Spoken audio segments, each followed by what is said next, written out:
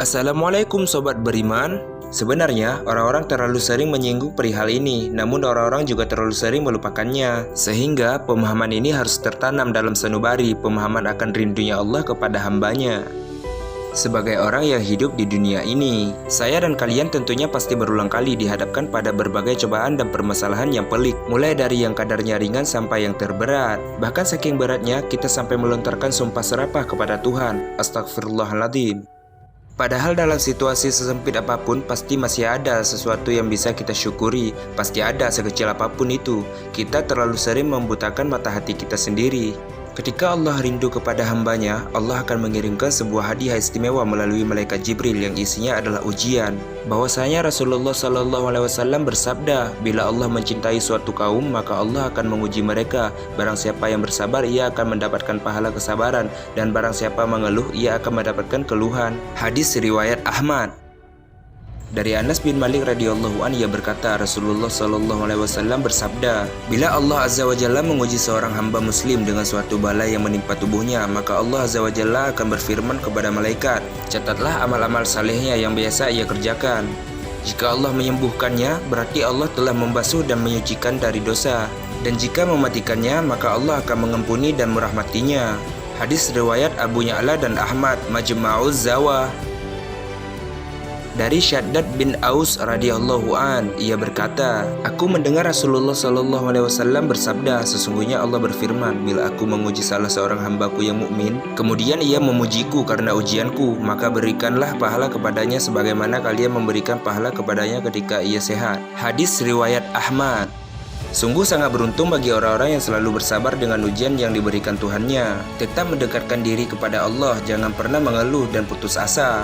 Karena dalam sebuah hadis qudsi, Allah berfirman, barang siapa yang tidak ridho dengan qadaku, tidak sabar atas cobaanku, dan tidak bersyukur atas nikmatku, dan tidak puas dengan pemberianku, maka hendaklah ia mencari Tuhan selain aku. Pergilah pada hambaku, lalu timpakan berbagai ujian padanya, karena aku ingin mendengar rintihannya.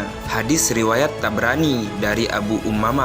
Masya Allah, pernahkah terbesit di pikiran ketika kita dilanda berbagai macam permasalahan, bahwa disitulah Allah sedang merindukan kita, merindukan rintihan kita, merindukan segala keluh kesah kita, merindukan lantunan doa kita yang dibumbui air mata, merindukan saat kita bersujud merendahkan diri di hadapannya, merindukan saat kita bersimpu atas ketidakberdayaannya kita di hadapannya, merindukan saat kita kembali di jalannya. Dan ketika hal itu terjadi, Allah dengan caranya akan tersenyum lembut melihat kita, bukan tersenyum menyeringai karena kepiluan dan sesaknya dada yang kita alami karena beratnya cobaan, tetapi dia tersenyum karena hambanya ternyata masih mau kembali ke jalannya, masih menyadari bahwa tiada zat yang bisa dimintai pertolongan dan tempat bergantung kecuali Allah, karena sesungguhnya Allah begitu mencintai kita. Allah ya Rahman ya Rahim, maka ketika kita kembali dengan ikhlas kepada zat yang mengasihi kita, insya Allah dia akan memberikan apa yang kita pinta. Logikanya saja, ketika kita kembali kepada kekasih yang begitu mencintai kita, dia pasti akan merasa sangat bahagia dan pasti mengabulkan apa yang kita inginkan, asalkan itu yang terbaik untuk kita, bukan malah berdampak buruk bagi kita. Allah Maha mengetahui. Maka ketika kita ditimpa berbagai macam cobaan, rasanya bak langit akan runtuh, maka tidak ada jalan kecuali kembali ke jalannya.